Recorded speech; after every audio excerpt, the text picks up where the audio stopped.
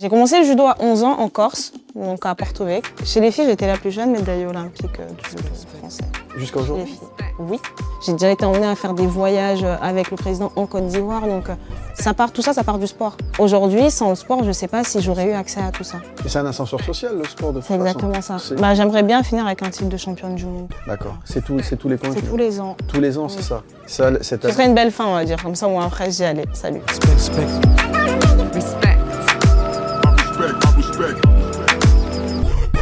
Respect. Respect.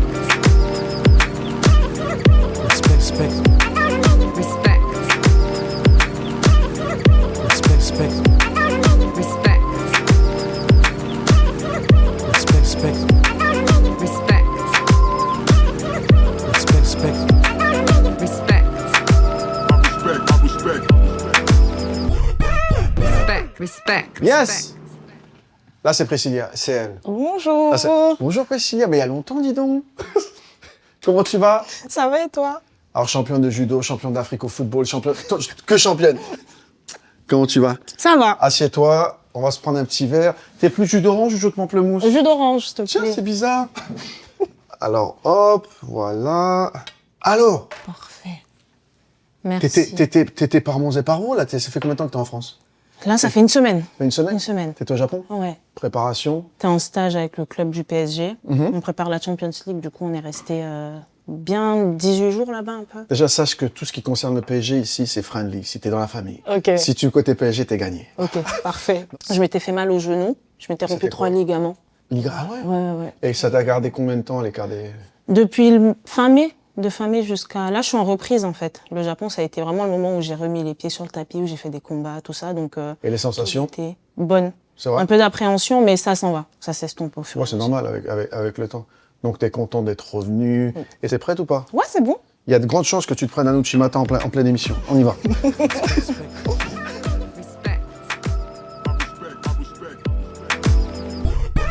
Nouvelle invitée, nouvelle saison, nouveau setup. Encore une fois, on vous a écouté, on essaye d'améliorer, de s'élever, et même au niveau des invités. Aujourd'hui, on a une invitée très spéciale, championne, Priscilla, a.k.a. Prissou, mais que pour les intimes.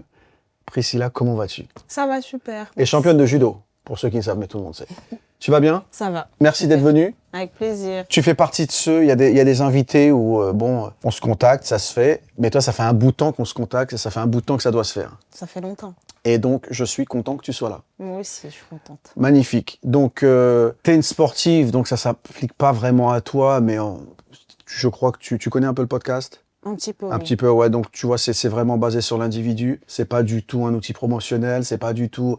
C'est Priscilla, quoi. C'est plus Prissou, en fait. Ok. Les gens, ils connaissent D'accord. Priscilla. Oui. Nous, on va connaître Prissou. Prissou, c'est comment? Prissou, c'est quoi? donc voilà. Et voilà, on va commencer par là. Donc, déjà, présente-toi. Qui es-tu? D'où tu viens? Et ton environnement familial. D'accord, donc je présente Priscilla là. Alors donc déjà, Priscilla, c'est une athlète de haut niveau. J'ai commencé Déjà, le parle judo. d'elle à la troisième personne. Non, mais déjà, c'est du très très lourd, là. Déjà, alors, Priscilla, elle est championne. Donc du coup, Priscilla, championne. Et Championne d'Europe, championne du monde. voilà, c'est ça, médaille olympique, Ouais. championne d'Europe, D'accord. multiple championne de France. J'ai commencé le judo à 11 ans en Corse, donc à Porto Vecchio. Mais je me trompe si je me dis que tu commences un peu tard ou pas? Non, ça fait tard en fait. Ouais, ça fait tard. Ouais, je suis pas passée par la case baby judo, D'accord. apprentissage, tout ça. Je suis née en Côte d'Ivoire. Je suis issue d'une famille sportive. Mon papa était footballeur, ma maman. Équipe nationale, ton père. C'est ça, en équipe D'accord. nationale. Et via le judo, j'ai découvert le monde. Je me suis bâti une personnalité. J'ai voyagé à travers le monde entier. J'ai pu me fonder également un beau palmarès sportif. Et aujourd'hui, tout ce parcours-là fait que je suis Priscilla, quoi. D'accord. Voilà. Mais t'arrives en Corse via ton papa. C'est ça. Sa carrière de C'est footballeur. Ok. C'est ça. En fait, mon père, il a terminé sa carrière en Corse à Porto Vecchio. Et surtout, il était dans on va dire un changement donc d'athlète à entraîneur et puis aussi finir la fin de carrière. Et au final, il a été très bien accueilli en Corse, il a aimé et puis on y est resté. Voilà. D'accord, super. Ta maman faisait quoi? Du handball, Allez, oui, à haut niveau? oui. C'est vrai aussi. C'est ça. Non, Équipe c'est vrai. nationale. Équipe nationale, et puis malheureusement, j'ai interrompu sa carrière parce qu'elle m'a eu à 18 ans, ma maman. Ah ouais. C'est ça, donc elle m'a eu très jeune, et puis voilà. C'était voulu ou elle était consciente qu'elle allait arrêter sa carrière après, non ou- Non, c'était voulu. Une fois Ouais. qu'elle a su que j'étais là, j'étais là, quoi. Puis elle a forcé le truc, C'est j'arrive. exactement ça. D'accord. Non, c'était voulu, et puis consenti par les deux. Et t'es l'aîné, je crois. Hein. Oui, je suis De là. combien d'enfants? On a une fratrie de 4, D'accord. donc j'ai une petite sœur qui est après moi et 2 petits frères. Voilà. Les autres sont dans le sport aussi ou pas du tout? Ma petite sœur est en équipe de France de judo également avec moi, et j'ai un petit frère qui joue au foot. Il est dans le club à Bastia-Borgo, et un autre qui travaille, qui suit des études normales. Dans les deux qui font du sport, t'as l'impression qu'il y en a qui vont percer ou pas du tout? Si, franchement, ma sœur déjà, elle a déjà un beau palmarès. Elle a été médaillée mondiale en junior, elle est médaillée en Grand Chelem, en Grand Prix, tout ça. Et mon petit frère, il est bien parti également dans le foot. En tout cas, je lui souhaite, parce que le foot, c'est un monde c'est un milieu qui est un petit peu. J'adore le foot, mais particulier. Ouais. Mais dans tous les cas, il a envie, lui, d'être footballeur professionnel. Voilà. Donc tu arrives en Corse, tu commences le judo à 11 ans. Bon, jusqu'à là, tu fais tes études, normal. T'es une élève brillante, pas brillante? Brillante. Mes parents, avec les. Mais c'est vrai! Je suis désolé. J'ai eu mon parce bac à qu'à chaque 16 ans! À chaque fois que je lui pose la question. Vas-y, je continue, vas-y. Elle est trop forte. Mais tu me prends vraiment pas au sérieux, c'est Non, mais vas-y. Brillante. Brillante, oui, parce que j'avais les parents derrière. D'accord. Savoir que c'était le deal pour que je puisse aller en sport et études. Ah, tu voulais déjà aller en sport études? Non, je voulais pas, parce que quand j'ai commencé le judo, c'était vraiment un hasard. Je connaissais pas du tout le sport. D'accord. C'était vraiment histoire de faire un sport. Et tout de suite, c'est plutôt mes entraîneurs qui m'ont poussé vers le truc sport et études, être champion, tout ça.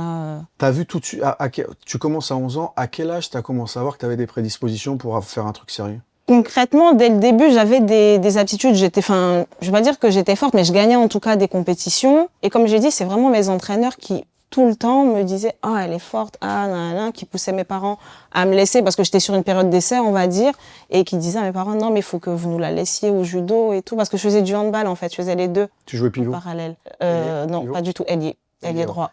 Pivot, ouais. Et en fait, après, une fois qu'on a commencé à me parler de tout ce projet sport et études, tout ça, j'ai commencé un petit peu à me projeter, à m'intéresser vraiment plus à ce qui se faisait en compétition dans le judo. Et puis, Mais quand tu fais du judo et qu'on commence à te dire ça, toi, tu sens que tu bats les gens facilement ou tu sens que tu as des prédispositions, alors tu crois juste qu'on te dit? les deux. D'accord. Les deux. Je pense que à force d'entendre ça, tu te prêtes au jeu aussi, et puis D'accord. tu te regardes différemment. D'accord. Ok.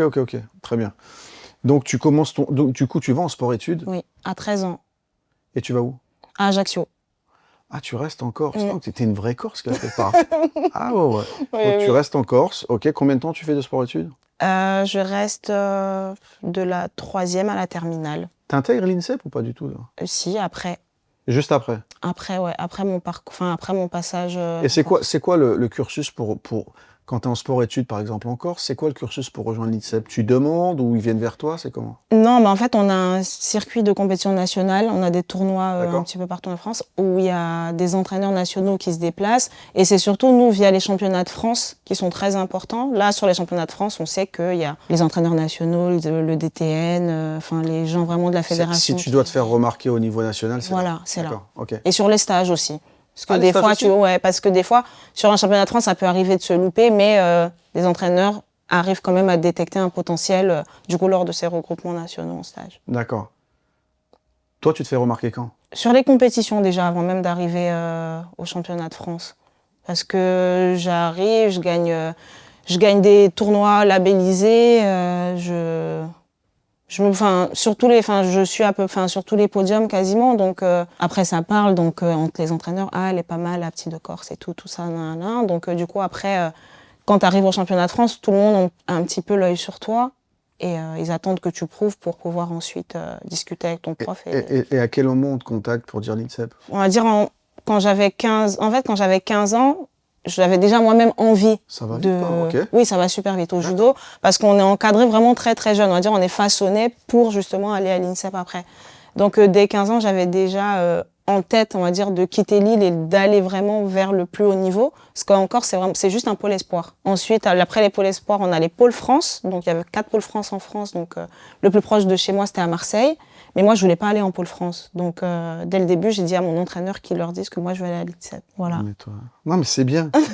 Non, mais c'est parce qu'en fait, tu as un mindset qui est... C'est pour ça que je rigolais tout à l'heure quand je suis brillante. Le peu qu'on ait parlé ensemble et tout, t'es athlète de haut niveau, quoi. Quoi que tu fasses, il faut que tu sois la meilleure, il faut que et je pense que c'est pour ça qu'à un moment donné, soit tu réussis à faire ce que tu as envie de faire, c'est que du peu qu'on a parlé un peu avant de filmer, on va un peu parler de ça. Ce que je ressens, c'est que quel que soit le secteur, les études, le sport, peu importe ce qu'on a abordé, tu n'entrouvres pas la porte à l'échec. Ah, mais c'est un mindset, c'est énorme. Par exemple, tu sors comment dirais-je, d'une blessure importante. Est-ce qu'à un moment donné, tu t'es dit, c'est mort, c'est fini? Pas du tout. Ben voilà. Pourtant, tu as une blessure grave. Ouais. Tu as plus 16 ans. Tu vois, c'est pas, tu te dis pas, tiens, eh ben non. Même pas une seconde, tu t'es dit, non, je vais revenir et Moi, je suis admiratif de ça parce que c'est pas le commun des mortels qui pense comme ça. C'est que des gens d'exception qui font des choses exceptionnelles et t'en es la preuve parce que je pense que tout le monde ne peut pas être athlète de haut niveau et tout le monde. Mais je suis admiratif. Il y a juste un truc que je suis pas admiratif, c'est le hippon en 1 minute 30, mais ça on en reparlera plus tard. D'accord, donc on en est où là? À l'INSEP, donc on t'accepte à quel âge? Je rentre à l'INSEP à 17 ans du coup. 17 Bon, ans. c'est ton premier succès, c'est ta première consécration du coup. C'est ce que tu voulais vraiment et tu le fais, Oui. sans passer par le pôle France. C'est ça. Comment ça se passe quand tu arrives à l'INSEP? Une première année bien galère. Hein. Dans quel sens? C'était la galère parce que moi, déjà, je viens de Corse. J'arrive sur le continent, j'arrive à Paris. J'arrive à Paris, il y a tout qui est nouveau, vraiment tout qui est nouveau. Les transports en commun, j'avais jamais pris de transport, je prenais pas de transport en commun. Des bus, tout ça. Enfin, moi, c'était mes parents qui m'emmenaient un petit peu partout. Le seul bus que je prenais, c'était pour rentrer d'Ajaccio à Porto Vecchio. Il y avait pas de, j'étais vraiment très dans un. C'est un autre style de vie. Voilà, c'est ça. Et en fait, là, j'arrive à Paris, je vis seule en cité universitaire. Je vis seule, je dois être très indépendante, très indépendante dans tout, dans ma manière de m'entraîner, dans l'organisation, la gestion de l'emploi du temps, mon rapport avec les autres aussi, parce que les autres, ils sont ensemble. Ils ont été dans les pôles France, justement, qui permettent ça. Ils se sont côtoyés avant, voilà. Donc, j'arrive vraiment seule. Je suis très loin de mes parents. C'est-à-dire que là, contrairement aux autres, je peux pas rentrer juste le week-end comme ça, dire ce week-end, je rentre, je reviens, parce que tu as l'avion à prendre. L'avion, tu l'as que le soir, le vendredi, le samedi matin ou le vendredi soir, et je dois être là dimanche. Donc, c'était un peu compliqué. Donc, quand je suis montée à Paris pendant 2 mois et demi, c'était vraiment très dur. Je me sentais seule. Et au bout de 3 mois, j'ai appelé mes parents, j'ai dit je rentre. J'aurais dit je rentre. Première faille. Sur ça, pas championne. Ah ouais. Et là, j'ai été renvoyée dans mes cordes. Mes parents, ils m'ont dit, mais tu te crois où? Mais vraiment, tu te crois où? Parce que t'es dans le pétrin, parce qu'en plus, t'as des parents champions. Tu vois, donc c'est dans l'ADN, quoi. Ouais. Donc, tant bien même que t'as un moment de faiblesse, on te relève tout de suite. Ah oui, non, mais c'est ça. J'avais pas... Non, mon père, il m'a dit, mais tu te crois où, en fait? Nous, on t'a pas forcé, tu as voulu, on t'a accompagné, on t'a toujours accompagné. Et c'est pas au bout de 2 mois ou 3 mois que tu vas nous dire, parce que t'es seule ou que c'est compliqué, que tu veux rentrer. Il m'a dit, c'est maintenant que ça commence, ma grande. Exactement. Donc, c'est ton père qui dit ça? Ouais. Ah, je l'ai détesté quand il m'a dit ça. je lui ai dit, mais j'ai appelé ma mère parce que mon père, c'est lui qui est dur, et maman, c'est elle qui est un petit peu adouci le truc. Maman, il m'aime pas, il veut pas que je rentre à la maison, je rentre pas. Et au final, c'est ça. Et ils sont montés me voir le week-end, la semaine, ils ont passé la semaine avec moi. On a beaucoup discuté, échangé. Après ça, tout a déroulé, tout s'est très bien passé. Donc ton père te dit non. Là, et du coup, toi, c'est quoi ton retour? Tu prends un coup sur la tête ou tu dis à ta mère, c'est bon, je vais y aller? Tu te remets en question, t'acceptes pas la décision, qu'est-ce que tu fais? Non, j'accepte et en fait, ce qu'il m'a dit, c'est que c'était temporaire et que ça allait passer. Que c'était normal, en fait. Fallait juste que je sois rassurée et ils ont su me rassurer et on a toujours fonctionné comme ça, en fait. Mais tu sais ce que ça me rappelle? C'est un peu les footeux. Tu sais, les talents, quand ils sont jeunes, qui sont amenés, qui sont pris par un club professionnel à l'étranger ou loin de chez eux, ils sont souvent déracinés, le manque des parents, tout ça, c'est très... Nous, on voit que l'aspect sportif, Ouais. mais c'est hyper important, en fait. Et l'aspect famille, pour moi, est super important. On a toujours été ensemble, même de plus voir mes frères et sœurs. Enfin, c'était... Ouais. Surtout si t'es famille, ouais, bien sûr. Donc, ça t'a pris 1 an pour te mettre bien. Oui. Quand tu dis pour te mettre bien, c'est pour te mettre à niveau par rapport au manque familial, ou aussi pour te mettre bien par rapport à tous les autres qui avaient déjà une relation par rapport au Pôle France et tout ça? En fait, c'était vraiment un tout, quoi. C'était D'accord. trouver vraiment un équilibre déjà entre les études. Parce que déjà, au niveau des études, j'ai fait une filière qui me convenait pas, mais plutôt pour que ça colle avec... T'as fait quoi? En STAPS. Je suis rentrée en STAPS directement. Et je voulais pas du tout faire ça, mais c'est ce qui collait le plus à mon emploi du temps qui me permettait de pouvoir m'entraîner D'accord. 2 fois par jour. Aussi se faire des amis, parce que c'est vraiment c'est quelque chose qui est compliqué, ça. Se faire vraiment des vrais... Mais ça, c'est pas qu'à l'INSEP, c'est dans la vie. Oui, voilà. Non, mais c'est parce que notre milieu, il est vraiment très petit, très restreint. Ouais. Et vraiment, en Corse, je suis la seule, on va dire, du pôle de notre génération en Corse à être sortie de là-bas. Donc, je suis arrivée toute seule. Ouais. Je suis arrivée toute seule, alors que les autres... Filles et garçons confondus? Oui. Ah ouais, d'accord. Donc, du coup, j'étais vraiment seule au monde. Donc, fallait trouver un équilibre entre les études, la vie en dehors du sport, le sport, gérer... Je suis passée de 1 entraînement par jour là à 2 entraînements par jour du lundi au vendredi. Mon club, j'étais toujours licenciée en Corse. Donc, les mercredis, quand tout le monde allait dans leur club parisien, moi, je faisais rien, quoi. Enfin, j'étais seule. Donc, c'était tout ça, en fait, à gérer. Et quand tu dis, tu passais d'1 entraînement par semaine à 2 entraînements par semaine... Par jour. Par jour, pardon. T'as vu une progression sur ton judo, ou alors pas forcément? Déjà physique. Physiquement, Transformation ouais, physique. transformation physique. Là, D'accord. tu te développes. J'ai découvert, j'avais des muscles. Des membres qui n'existaient pas. Ouais. Oh, c'est qui lui? Non, mais c'était ça, c'était vraiment impressionnant là-dessus, au niveau cardio aussi, et puis surtout réussir à enchaîner en fait 2 entraînements par jour. Ça peut paraître anodin, mais en fait, avec la charge, la difficulté et un engagement réel sur chaque séance, le changement, il a été fulgurant, quoi. D'accord. D'accord. Et au niveau judo, lui-même? Technique, pas tant que ça? Pas tant que ça, parce que j'ai eu la chance d'avoir vraiment un club et un pôle au final où tout l'accent était vraiment mis sur moi, donc j'ai vraiment pu avoir des bonnes bases sportives et judo. Mais c'était vraiment le côté combativité, agressivité, mindset, c'est ça. Ouais. Et en fait, Qui était déjà hyper présent chez toi, parce qu'on Oui. voit que naturellement t'es comme ça. Non, mais là, ça c'était a un été autre développé, monde, hein. quoi. C'est C'était vrai? un autre monde, ah oui. Parce que là, on arrive, on s'entraîne avec des seniors, avec l'élite de l'équipe de France, avec des dames. Tu tentes. Non, mais c'est Calme-toi, vrai. parce que la dame aujourd'hui, c'est C'est toi. moi, maman, la dame. Mais c'est exactement ça. Mais en fait, t'arrives à quel âge à l'INSEP? J'avais 17 ans. À 17 ans, tu t'entraînes avec des seniors. Ouais. En même temps, c'est le meilleur moyen de progresser. Oui. Tu vois, c'est dur, mais c'est le meilleur moyen de progresser. Ouais. D'accord. Donc, tu fais 1 an à l'INSEP. Après, comment dirais-je, tes premières compètes, c'est quoi? Parce que tu me disais que tes premières compétitions, quand tu étais en Corse, tu as eu du succès direct. Mhm. Pareil quand tu arrives à l'INSEP? Oui, en fait, tu es sur la même... Tu sur la continues à même, gagner? Oui. Par contre, comme je disais, quand je suis arrivée... La première année, ouais. La première année, c'était compliqué, où je faisais des perches, je faisais des médailles, mais normalement, je dois gagner. Normalement, on s'attend que je sois toujours sur la première marche du podium, mais en fait, non, ça vient pas. Donc, en fait, ça aussi, ça jouait beaucoup dans ma baisse de morale, on va dire. D'accord. D'accord. Mais je dis maintenant que je suis là, où je dois être là-haut, au final, je stagne. C'est quand la première compète où tu commences à gagner? Tu t'en souviens ou pas? C'était... déjà, je gagne les championnats de France junior. Donc ça, c'était cool. Et surtout, en fait, étant junior, j'ai été sortie en senior. Donc j'ai pu faire des compétitions senior étant junior. Et en fait, je gagne un grand prix.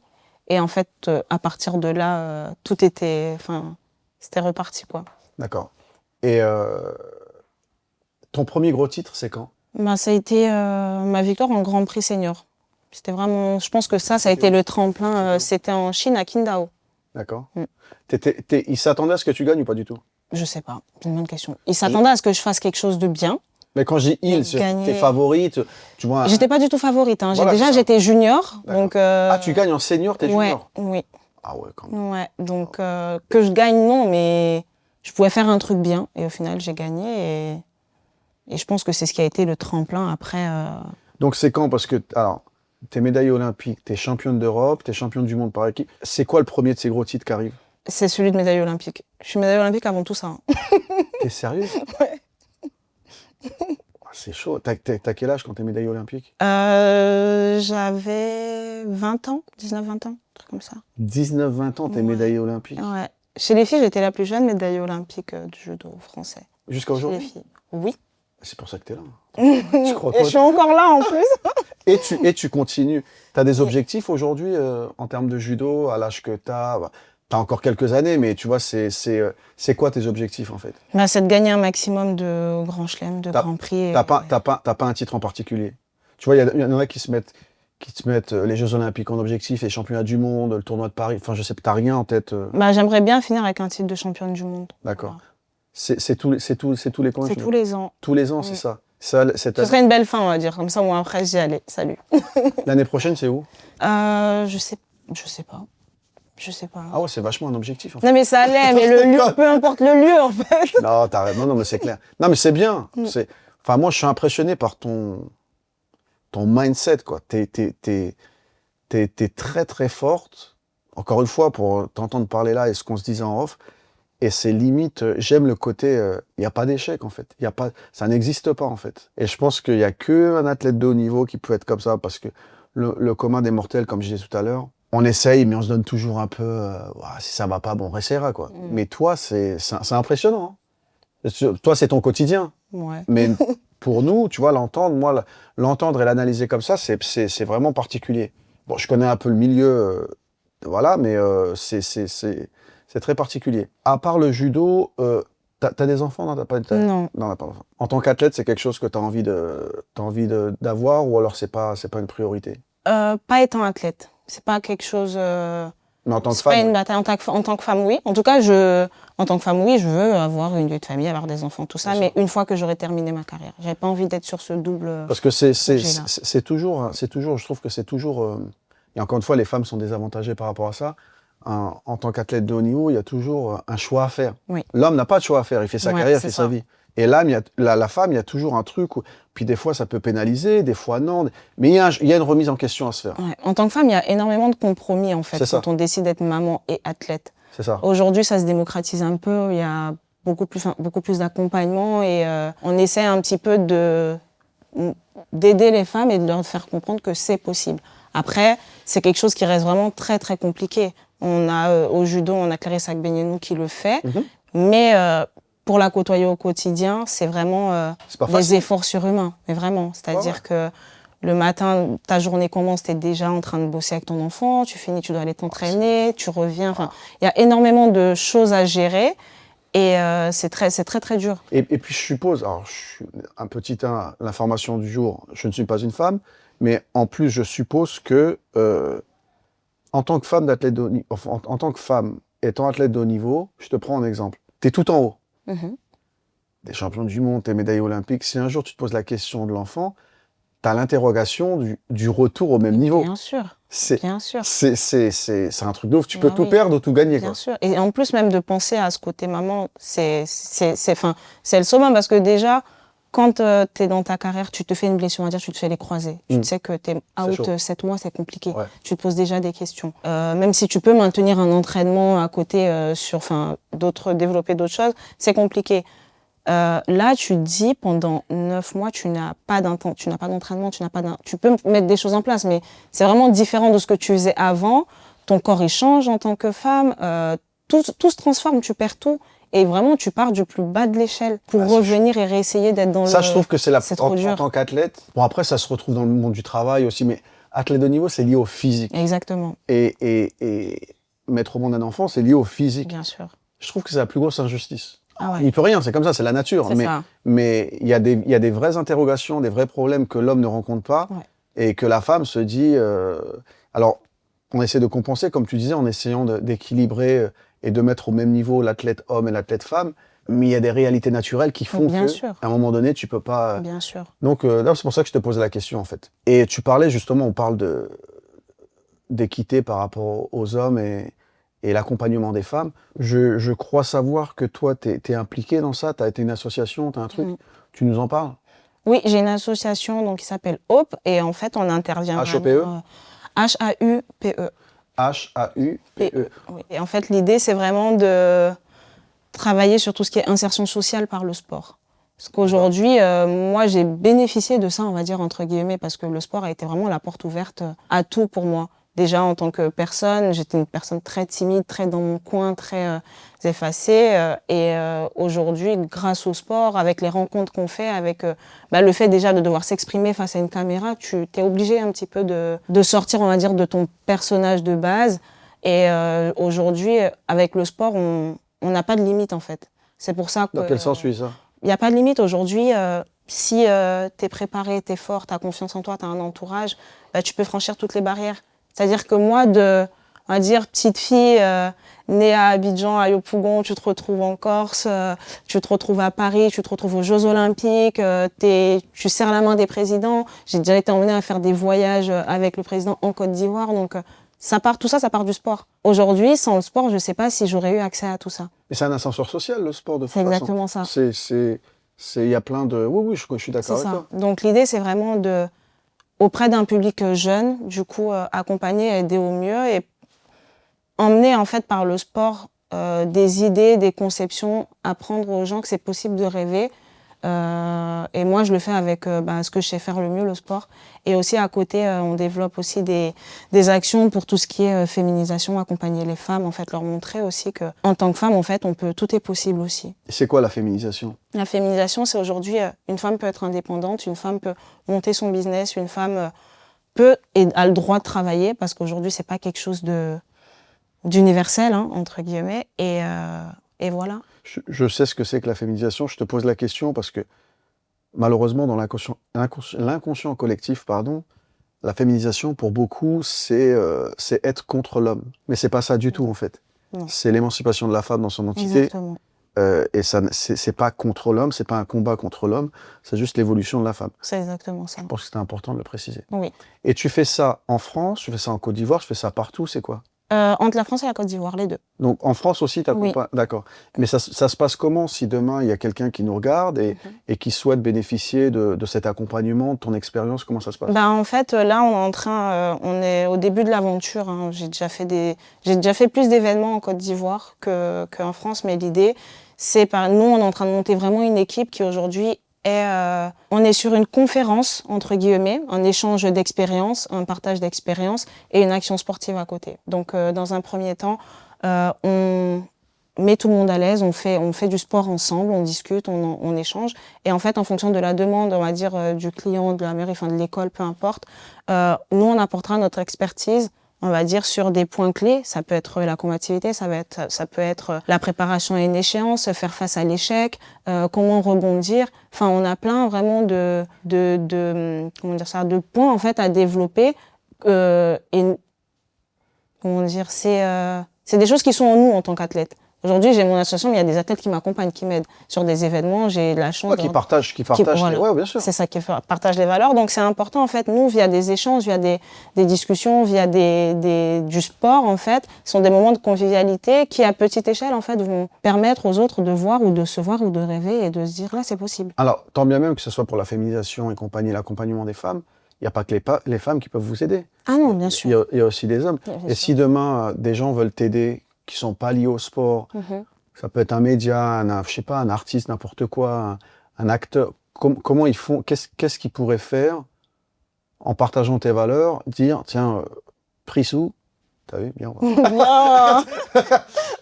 On veut t'aider. Comment ils font en fait concrètement? Parce que là, tu parles d'athlètes qui t'accompagnent, mais tu les as au quotidien. C'est ça, facile. C'est accessible. Mais ça serait bien d'avoir des gens de l'extérieur. Ce serait bien, déjà par leur présence. Aujourd'hui, l'association accueille toute aide financière, de présence, tout simplement. Aujourd'hui, sinon on arrive à joindre à nous des personnes autres, on va dire que de ce monde du sport, on aura gagné. Parce que oui, il y a le sport, mais en fait, aujourd'hui, des références, on en a dans tous les secteurs, dans tous les domaines.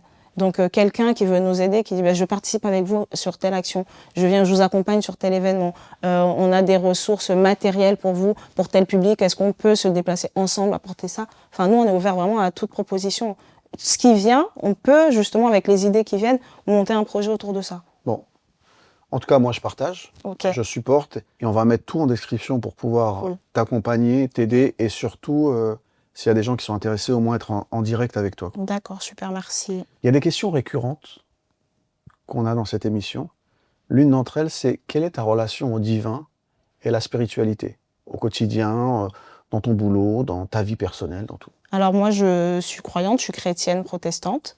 Mon rapport au divin, on va dire, m'a été inculqué par ma grand-mère déjà. Parce que moi, je suis en symbiose avec ma grand-mère du côté maternel et elle est très église, les dimanches et ceci et cela. Et j'ai grandi avec ça. Et avec le temps, en fait, je pense qu'il y a eu un moment où T'as lâché? j'ai lâché, clairement, Ah. j'ai lâché. Et plus j'avance, en fait, plus je me rapproche Retour aux de... sources. Ouais, c'est ça, de ma religion, parce que il y a des moments où j'estime que je me suis un petit peu perdue, et c'est toujours ce qui m'a permis de me retrouver, me ressourcer. Aujourd'hui, je suis pas du genre à aller évangéliser les gens, tout ça, mais vraiment, j'ai ma croyance qui est très forte et qui occupe une forte place, on va dire, dans mon développement personnel. Ouais, la religion, pour moi, je la mets vraiment au cœur de ma vie. C'est quand tu disais, quand tu étais plus jeune, tu étais en symbiose avec ta grand-mère, et toujours, mais dans la pratique, c'était t'allais à l'église avec elle et Oui. compagnie. Donc quand tu dis je reviens à ça, c'est que tu reviens à une pratique où tu te retrouves à l'église le C'est dimanche ça. et tout. C'est ça. Et en quoi ça t'accompagne dans ton sport, dans ta relation avec les gens? En quoi ça te rend meilleur quand tu dis je sentais que je me perdais, donc forcément tu voulais t'améliorer? En quoi tu sens que ce côté spirituel t'améliore? Bah déjà, je pense que être spiritueux, déjà, la spiritualité, c'est avant tout une éducation pour moi. Parce que quand on a la crainte de Dieu, entre guillemets, eh ben, on est emmené en fait à respecter certains critères de base qui au final nous éduquent dans la société. Quand je sens que je vais faire un truc qui est peut-être pas bien ou quoi, bah, j'ai la crainte de Dieu, tu vois. Donc je me dis, est-ce que devant Dieu, est-ce que c'est quelque chose de bien, de sain, de propre ou pas? Après, personne n'est parfait, on est tous pécheurs. Ah ouais? Et voilà, donc, mais c'est surtout, ouais, pour moi, c'est, par exemple, quand je vais en Côte d'Ivoire, je suis toujours à l'église avec ma grand-mère, on prie, je suis beaucoup plus studieuse. Et en fait, aujourd'hui, malheureusement, en France, quand c'est tu pas rentres en quelque France, tu chose. pars en vrille. Voilà. Non, mais c'est même pas partir en vrille, c'est que Mais je c'est normal. moins, en fait, j'ai moins, c'est pas une pression, mais j'ai moins ce truc de dire C'est j'y normal, vais. mais c'est tout. Voilà. C'est pas que toi, c'est tout le monde pareil. Et comme tu dis, on est tous des pécheurs et tout, mais le problème, c'est pas être pécheur, parce que l'être humain, par défaut, il est pécheur. Et là, quand je parle de ça, de pécheur, ça concerne toutes les religions, c'est qu'en fait, l'histoire de ça, c'est pas de se dire je fais pas de péché, c'est d'en faire, de se dire, de réaliser déjà que c'est une connerie, de se corriger, de plus la faire. C'est ça. Et je pense que l'outil pour ça, bah, c'est le côté spirituel. Et encore une fois, toutes les religions. Parce qu'il y a des gens qui disent « Oh, moi, je fais pas ça, moi, je suis bien, moi, je suis un ange. » Mais pour moi, c'est eux les plus dangereux. Parce que j'y crois pas une seconde. Personne n'est comme ça. Personne. Et c'est les premiers qui vont être là de critiquer. « Oh, Prichou, t'as fait ça, t'as fait ça, t'as fait ça. » Ouais, il est beau ton Dieu, hein, qui nous adore dire ça. Tu l'as vu? Tu vois? Non, mais tu vois, l'humain, par défaut, il est dans le jugement et dans le « Ouais, mais toi, tu fais ça. Oui, tu vas à l'église, mais tu fais ça, C'est tu fais ça. ça, tu fais ça. » Mais ouais, mais moi, je suis mieux que toi parce qu'on fait les mêmes conneries, mais moi, je vais à l'église. Tu vois? Et j'ai une chance de m'en sortir et de plus refaire le truc. Parce que je pense que quand tu disais à un moment donné, j'ai lâché, c'est arrivé à tout le monde. Et je pense que quand tu lâches, tu peux plus te corriger. Ouais, c'est ça. Tu es en osmose complète avec tes conneries, tu vois même plus que c'est des conneries. C'est ça. Et pour moi, reconnaître que tu fais des conneries, c'est déjà le début de la guérison. Tu vois? Et je suis complètement d'accord avec toi. Et je comprends quand tu dis que t'es avec ta grand-mère, eh ben, t'es plus dans le truc, c'est plus profond. Mais pourquoi? Parce que moi, je pense aussi que, on l'appelle comme on veut, la pratique de sa spiritualité, la pratique de sa foi, elle est liée à l'environnement. Exactement, c'est ça. Et les gens avec qui on est. C'est ça. Parce que le dimanche, quand tu es tout seul, ou que si, par exemple, j'ai une amie qui, elle, est beaucoup plus impliquée dans la religion que moi, si je reste avec elle, on va dire le vendredi ou le samedi, on sait qu'on va à l'église le dimanche. Alors que quand je suis avec d'autres gens qui, eux, n'ont pas ce truc-là, ben ouais, on peut faire la fête, c'est pas grave, le lendemain, dimanche, je dors. Exactement. Donc, je suis complètement d'accord avec toi. Et ça, tu as l'honnêteté de le dire, j'ai l'honnêteté de le dire, et moi je pense qu'on est tous pareils. Ça, on n'est pas des machines infaillibles, on est tous comme ça. Mais je crois que l'environnement et les gens qu'on côtoie est très important à son développement personnel. Tu vois, et c'est... D'accord, bah, c'est bien. C'est pour moi, ce que j'aime dans ce que tu viens de dire, c'est le côté... j'aime ton analyse sur toi-même, en fait, où tu te dis, à un moment donné, j'étais paumé. Bah oui. Bah oui, non, mais tout le monde ne le voit pas. Ouais. Et je vais même te dire, je vais même te dire mieux que ça. La plupart des gens qui sont paumés prétendent être dans la vérité. Ouais, mais non, tu comprends pas, moi, attends, moi je fais ça. Ça sert Oui, à c'est rien ton vrai, truc, c'est moi je vrai. suis là, tu vois. Et toi, donc, l'autocritique fonctionne et tu peux être que dans la bonne direction, donc c'est très bien. Mais cette autocritique, je l'ai eue du coup parce que je me suis retrouvée à l'église. C'était un moment de recueillement, un moment Mais c'est ça. d'introspection, de tout ça. Mais oui, tant que j'étais éloignée de ça, pour moi, il n'y avait rien de grave. Tout était normal, tout était logique, tout se passait bien, quoi. Ouais, c'est ça. Non, non, non, très très bien. Mm. C'est très bien. Et je pense, et tu me dis si je me trompe, moi j'ai pas de problème avec ça. Je pense qu'on parlait de ton mindset de championne et tout ça, mais ça c'est encore une couche supplémentaire pour être plus forte. Oui, Tu vois ce que je veux dire? oui. Des fois, tu as des moments très critiques où tu rien tu peux te raccrocher à rien. Rien, mais vraiment, vraiment. Et il y a cette foi-là, Voilà, en fait, c'est ça. pour moi, ma foi, en fait, me dit que même dans les moments les plus sombres, entre guillemets, il y aura toujours... il y a mon Dieu qui est là, qui m'accompagne, il y aura toujours cette lumière divine, entre guillemets, qui me sortira des ténèbres, entre guillemets, quoi. Ouais. Non, c'est vraiment... c'est ma foi. C'est vraiment... C'est super. Franchement, je trouve ça super. Si tu n'avais pas fait de judo, tu aurais fait quoi? Je me pose tout le temps la question. T'as jamais trouvé de vraiment. réponse? Non. Non, parce que c'est super difficile à... C'est difficile à dire, en fait. T'avais pas de vocation particulière, t'avais pas envie de faire des trucs. En fait, je pense vraiment que j'aurais été capable de faire plein de choses.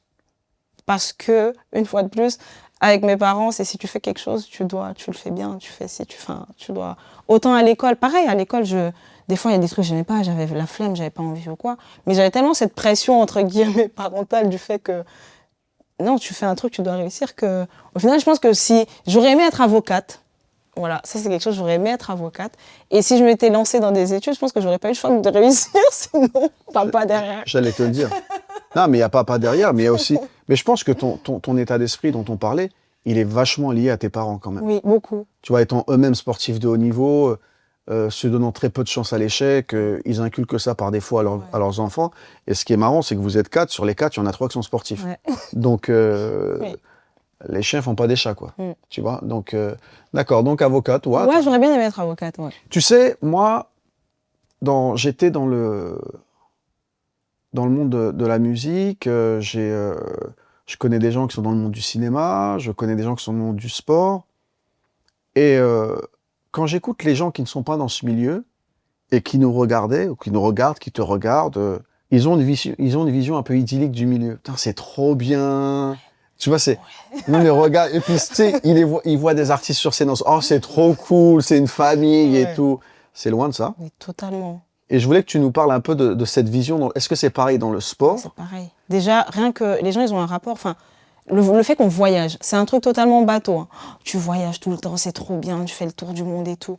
Mais en fait, ils n'ont pas déjà cette conscience que enfin, je pars pas en vacances déjà. On n'est pas dans les mêmes conditions. Moi, je pars en vacances, Oui, c'est ça. je voyage, je suis déjà stressée parce que il y a une échéance qui m'attend à l'arrivée.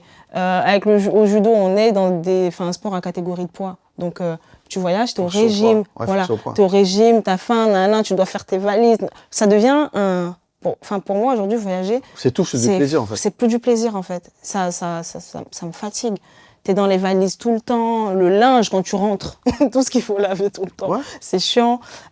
Tu arrives, Et puis, ils ont aussi ce truc de « c'est trop bien, tu côtoies plein de gens, mais vous êtes comme une famille, vous vous entendez » alors qu'on est vraiment dans un milieu il y a énormément de rivalité, En plus, c'est un sport de concurrence, individuel, Non, c'est dur, faut vraiment s'accrocher mentalement pour tenir dans ce milieu-là. Parce qu'il n'y a pas que... Toute ta vie, en fait, tout ce qui est autour de... Toute ta vie, en fait, tourne autour de ce sport-là. Tout ce que tu mets en place à côté. Tes amitiés peuvent influer sur ta pratique sportive. Tes fréquentations, ton mode de vie. Tout tourne autour. Et en fait, les gens ne voient pas ça. Des fois, tu arrives en compétition, peut-être que tu as perdu ton oncle la veille, tu as perdu ton père, ou tu as eu un gros truc, tu as eu une rupture amoureuse, Ouais. quelque chose. Et en fait, tu arrives, tu dois quand même être performant. Exact. Tu dois être performant. Donc, si ça perf, tant mieux, c'est bien. Si tu as foiré, tu te prends. une avalanche en fait de remarques, de reproches. T'es nul, t'es comme si, alors que t'avais déjà des choses à encaisser avant. Là, on te rajoute une couche dessus, mais tu ressors de là, t'es en miettes un petit peu. Donc c'est pour ça qu'au final, ce mode de vie-là, il peut être génial comme cruel à la fois. D'un instant à l'autre, tout peut basculer. Tu peux être au sommet, on va dire, tu gagnes tout, et puis tu te blesses. Tu te blesses, ou alors il y a quelqu'un qui est meilleur que toi qui vient, et en fait, t'es tout de suite écarté. Et comment tu te relèves de ça, sachant que dans le milieu dans lequel on est, les entraîneurs, ils sont là pour prendre que la meilleure, ils s'en foutent en fait de ton état psychologique Ou de ta vie. ou de ta vie. Ouais, Donc, non, c'est cool, mais les gens, ils voient que ces moments où on gagne. Ils voient pas tous les moments, en fait, les plus sombres ou les plus difficiles, entre guillemets. Alors moi, en tant que spectateur, je me suis toujours posé une question. Sur un sport individuel comme le judo, alors il y a des compètes par équipe, mais à la fin, c'est un sport individuel. Tu vois, quand vous êtes, on va dire, je sais pas, sur une catégorie, on va prendre les moins de 70 par exemple. On va dire que tu es dans les moins de 70 et que dans les moins de 70, il y a 5 nanas. Et que pourquoi tu rigoles, j'ai rien dit encore. J'ai rien dit, c'est déjà mort de rire. Attends. Disons que dans les moins de 70, il y a 5 nanas. Et on sait que dans les moins de 70, on va en prendre une pour aller au JO, pour aller au championnat du monde, quoi que ce soit. Est-ce qu'à partir de là, vous êtes tranquille, on est ensemble, celle qui part, à part, ou alors est-ce que c'est sans pitié, limite coup de crasse et tout, c'est celle qui doit, il y a plus de pitié en fait. C'est celle qui doit y aller, doit y aller. En fait, il y a des, enfin je sais pas que c'est Là, super c'est vraiment compliqué. ça, c'est une question de spectateur, Ouais. parce que des fois on vous voit là, tac tac. Non, des fois ça doit être chaud quand même. Ah non, c'est chaud. En vrai, c'est chaud. Déjà, tu mets une. Nous, on fait beaucoup de. On s'entraîne tous les jours ensemble. Tous les jours, du lundi c'est au chelou, vendredi déjà. et tout. Ouais. Et il y a 7 catégories de poids. Tu as au moins 5 à 6 concurrentes, on va dire, rivales. D'accord. Et on doit s'entraîner ensemble. D'accord. Tout le monde et tout, déjà ça. Quand on part en stage, on part des 2 semaines, 3 semaines à gauche, à droite, au Japon, en Corée, en Chine, tout ça. Donc, tu dois vivre déjà avec des filles. Il faut savoir que les rapports filles-filles sont très compliqués. C'est chaud, on m'a dit. C'est vraiment chaud, c'est très compliqué. Mais après, je dirais qu'en général, nous, au judo, malgré tout, on arrive quand même à faire la part des choses. Après, il y a des exceptions où il y a des catégories de poids où les filles, elles peuvent pas se blairer du tout. Ouais, elles se détestent, mais vraiment. Mais dans la tienne, Dans la mienne, non. Moi, je suis beaucoup dans le respect. Pour moi, tout le monde est comme toi? il y en a beaucoup quand même. En vrai, ça va. Il y a des filles que j'ai détestées. Il y a des concurrentes que j'ai Mais détestées. est-ce qu'il y a des filles qui t'ont détesté? C'est fort possible. Mais on t'a, ouais. Mais il y a beaucoup d'hypocrisie aussi. Ouais, c'est Il y a ça, beaucoup ouais, c'est comme partout. d'hypocrisie. Ouais, c'est pareil. On te sourit, gna, gna, et puis derrière, on dit qu'est-ce qu'elle est nulle, elle se la pète, elle est comme ça, elle est comme ça, elle Ouais. méritait pas telle sélection, elle méritait pas C'est tel comme truc. partout. C'est comme partout. Ouais. Mais franchement, dans l'ensemble, on arrive à faire avec une dose d'hypocrisie pour que tout se passe bien. Mais c'est Parce que bien, des tu fois, l'avoues. il y a, c'est vrai, des En fait, fois, il y a des je dirais moments pas où que c'est tu ne peux l'hypocrisie, pas. c'est de la politique. C'est de la diplomatie. C'est de la diplomatie, c'est Ouais, ça. c'est de la diplomatie parce que à un moment donné, comme tu dis, vous vous entraînez tous les jours On ensemble. est obligé, sinon on vit Tu plus. vas pas t'embrouiller avec les personnes. Et Mais puis, ça existe. ça existe. C'est comme dans tous les milieux. Et puis si tu passes ton temps à t'embrouiller, ça met une mauvaise ambiance en fait. Et au final, ça peut polluer tout un groupe. Ouais. Donc au final, tu es obligé de prendre sur toi. Et c'est pour ça qu'au judo, on s'entraîne ensemble, mais à côté, en dehors du sport, dès qu'on peut couper vraiment, on coupe totalement. Et quand vous avez chacun des entraîneurs particuliers. En fait, on a nos entraîneurs de club. On Ouais. appartient tous à des clubs, premièrement. Donc nos entraîneurs de club qu'on voit tout le temps. Et on a des entraîneurs nationaux. Donc par exemple, on va dire le groupe élite au judo, il y a 3 entraîneurs nationaux. Et en fait, on doit choisir. C'est-à-dire qu'aujourd'hui, si je prends X, et X que j'ai choisi peut aussi également entraîner ma concurrente. Du coup, D'accord. ça peut faire des conflits d'intérêts des fois. C'est pour ça qu'il y a beaucoup de changements. Des fois, ils nous énervent, on veut plus, on va là-bas. C'est pour ça que je te demande ça. D'accord. Et là, Ouais. ton club, t'es au PSG, c'est ça? Oui. Déjà, très bon choix. C'est très bien. Merci. Un très bon choix. Et d'ailleurs, ton président, c'est Jamel, c'est ça? Jamel Bourras. Que je salue. Salut. Très grand ami, quelqu'un de très bien. Et comment ça se passe en club? En club, ça se passe bien. On va dire que c'est un petit peu notre havre de paix, entre guillemets. Parce que quand on est au club, en fait, on sait que le club, il veut que ce soit nous qui brillons. Alors que quand on arrive à l'INSEP, à la Fédé, elle est là pour prendre qu'une personne, enfin que la meilleure personne. Donc eux, ils s'en fichent un petit peu, on va dire, de qui mène quoi comme bataille, qui fait quoi. Eux, c'est vraiment très entreprise. Voilà. Si aujourd'hui c'est toi, peu importe par où tu es passé, ou dire ah peut-être que dans ton temps elle va revenir ou pas. Non. Alors que le club, ils mettent vraiment tous les ingrédients pour que leurs athlètes soient les plus performants. Et le pôle PSG Judo, c'est comme au football, c'est le club élite en France ou c'est... Oui, aujourd'hui, oui, c'est le club qui a eu le plus de représentants sur les Jeux Olympiques, qui a les filles le club, enfin les filles, on a gagné la Champions League, il y avait d'autres clubs français Ah ouais. présents, oui. Et oui, aujourd'hui, c'est le club numéro 1 en France. Je te parlais des questions récurrentes tout à l'heure. Il y en a une deuxième, c'est, à mon avis, tu dois en avoir. Ça, tu dois avoir une belle anecdote. J'ai peur. T'es championne, t'as jamais eu peur. Une fois où t'as vraiment l'impression qu'on t'a manqué de respect. Mais vraiment, là, c'était vraiment abusé. Oh là là, je sais. Ça peut être au niveau judo, ça peut être au niveau personnel, ça peut être n'importe où. Hein. Une fois, on m'a manqué de respect. Allez, arrête. C'est en juré au judo, finalement, parce que c'est ce qui m'impacte le plus, on va dire. Et c'était des trucs de sélection où j'avais pas été sélectionnée, j'avais râlé comme pas possible. Tu l'as fait savoir. Oui, mais bien sûr. C'était pour quelle sélection? Moi, on ne fait pas ça. Ah non. Ah non, moi, non. Ils savent, moi, quand j'ai un truc qui... ça passe pas, ça passe pas. Et on va dire, à la base, j'étais en pole position pour être sélectionnée, du coup, sur ce championnat-là. Et on a en plus, c'est une collègue à moi du club, ma petite Faiza Mogdar, qui est dans la même catégorie que moi, qui, 4 mois avant, elle revient de blessure. Du coup, elle était plus sur la scène internationale depuis au moins 1 an parce qu'elle avait les croisés. Et elle revient, elle gagne le tournoi de Paris, qui est un tournoi très prestigieux, tout ça. Sauf que derrière, on est censé avoir les sélections. Et moi, avant cette compétition-là, je perds. Mais derrière, j'ai fait toute une saison avec des victoires en Grand Chelem, en Grand Prix, des médailles et tout, voilà. Et du coup, suite à cette compétition, on apprend derrière que il y a deux tournois, un tournoi sélectif avant de donner la sélection pour les championnats d'Europe. Donc du coup, on est alignés toutes les deux, du coup, pour partir sur cette compétition. Très bien, concurrence normale. Et en fait, une semaine avant la compétition, j'ai une réunion avec les entraîneurs qui me convoquent, qui me disent oui, on voudrait te dire que là, en gros, tu joues ta place pour les championnats d'Europe sur cette compétition. En gros, si ça passe pas, tu sors. Moi, je les regarde, je leur dis mais pourquoi? Parce que au final, en fait, il y a. T'as tout gagné, quoi. C'est ça, en fait, j'ai fait une saison complète avec des médailles, des sorties à gauche, à droite. Enfin, et pour moi, c'était vraiment injuste. Je comprends que la performance de ma concurrente soit vraiment remarquable, c'est top, elle est jeune, tout ça et tout. Mais en fait, tu ne peux pas effacer toute une saison de quelqu'un pour une victoire en plus. Enfin, donc pour moi, c'était vraiment totalement... Et surtout, tu me fais ça une semaine avant que je parte. Tu me mets pas dans les meilleures conditions, on va dire, pour que j'aille jouer une sélection. Mais limite, presque, c'est fait exprès. Mais c'est exactement ça. Et je leur dis, mais en fait, si vous avez déjà une idée que vous voulez pas m'aligner, vaut mieux me couper la tête en même temps plutôt que l'acier à petit fait, parce que je les connais, ça fait longtemps que je suis un petit peu dans le milieu. Et non, pas du tout. Nous, on a envie de t'accompagner, on a envie d'aller avec toi. 3 jours avant la compétition, du coup, Faiza, elle est enlevée carrément. Elle est plus dans la sélection. Donc, je leur dis, du coup, si elle n'est pas dans la sélection, c'est quoi la suite? Et que je pars toute seule, du coup. Elle fait les championnats d'Europe, qu'ils me disent. Et si tu veux être aligné, parce qu'on peut avoir des doublons, si tu veux être aligné, faut que tu fasses une performance. Sauf que ça, je l'apprends, on part, c'était en Ouzbékistan ou je sais plus où. Je décolle, je pars avec mon entraîneur national qui est censé être mon binôme. Comme ça, on voyage, on fait tout le vol, 12 heures d'avion au régime, fatigué. On atterrit et j'ai une collègue qui me dit « Ah, t'as vu la sélection pour les championnats d'Europe, elle vient de tomber ?»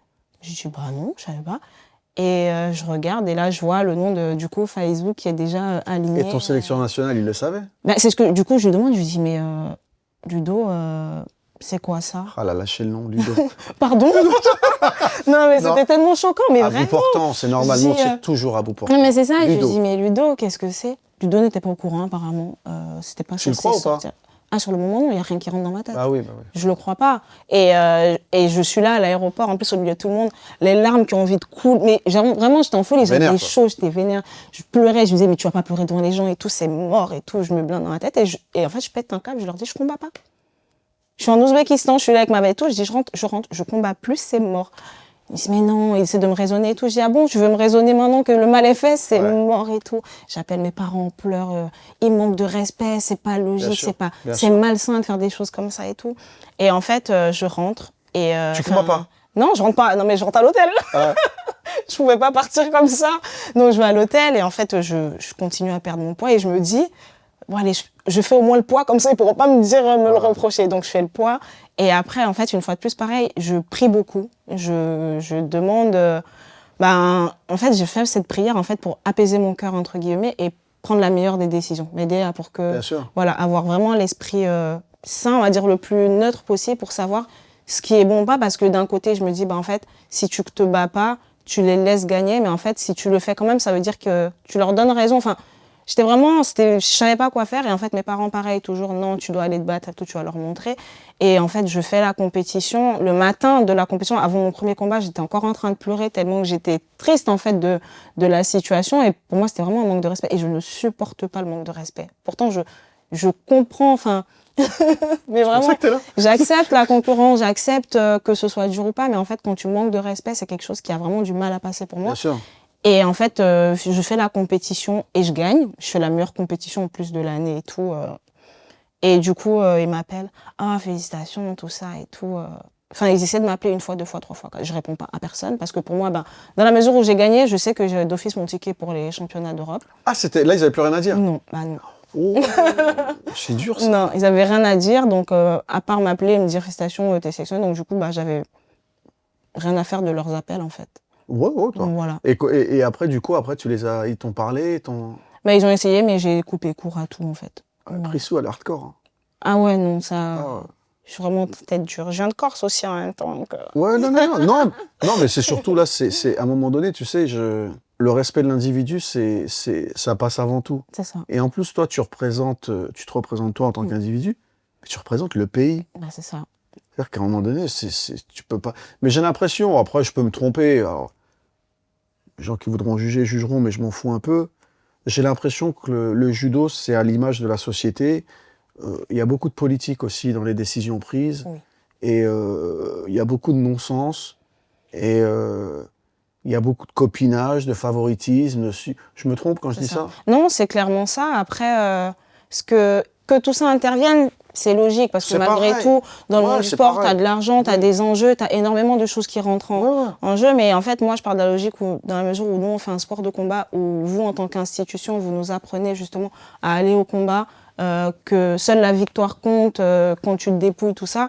En fait, tu ne peux pas aujourd'hui biaiser un athlète qui, au final, donne tout, en fait, et gagne, et lui mettre à l'envers, en fait. C'est injuste. Alors qu'au final, vaut mieux être honnête avec l'athlète, ne pas le faire tourner en rond, parce que nous, on est vraiment, on va dire, on fonctionne vraiment par échéance, par objectif.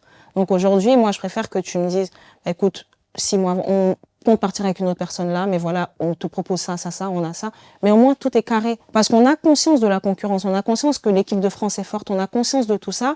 Mais en fait, les mensonges qu'ils font, les petites entourloupes, tout ça, en fait, ça ne fait que polluer l'esprit. Ouais, après, je vais être honnête avec toi.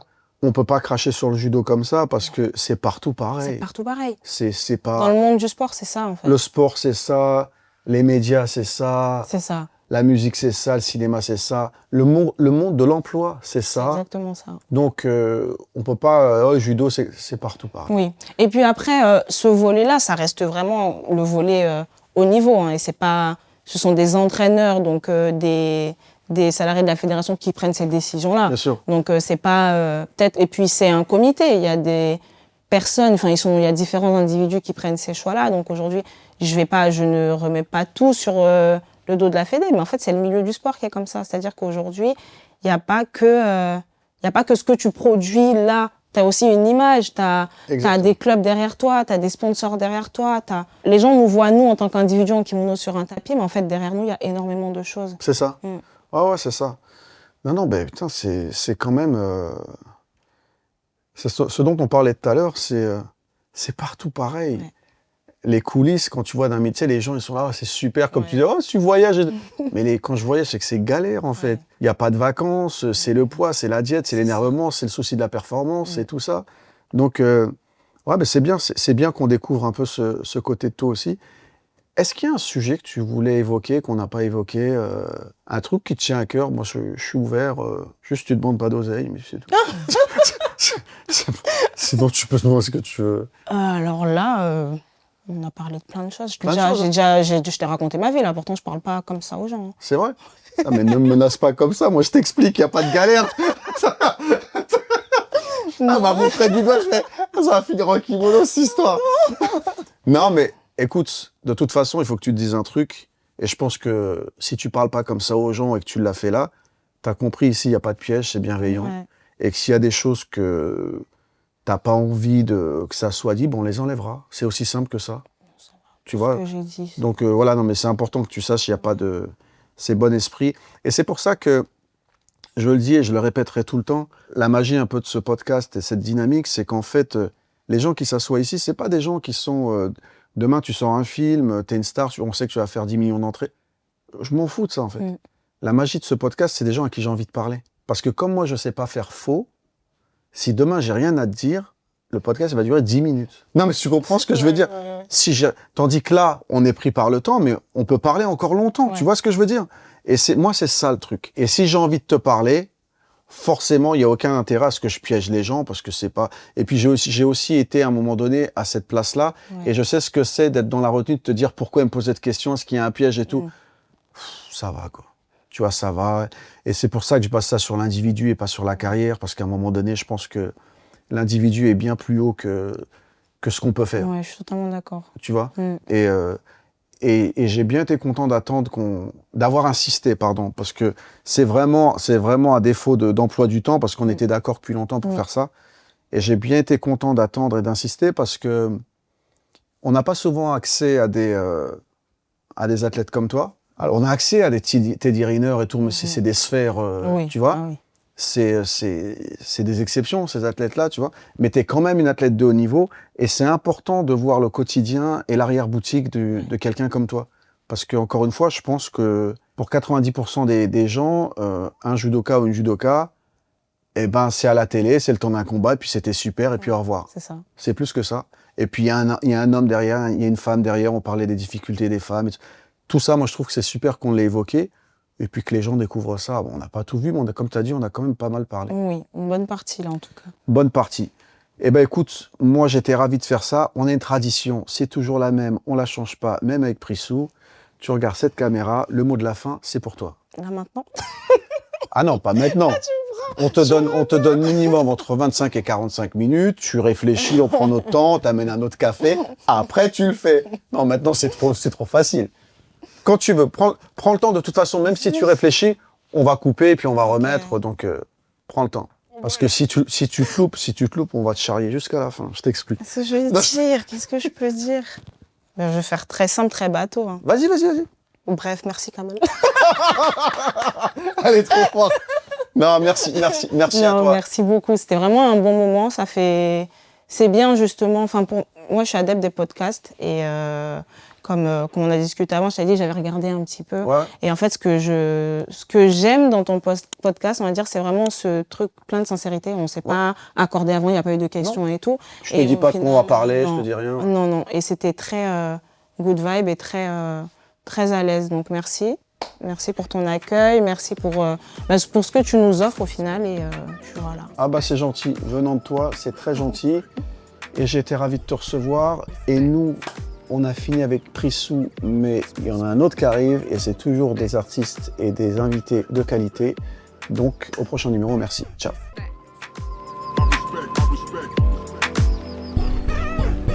Respect.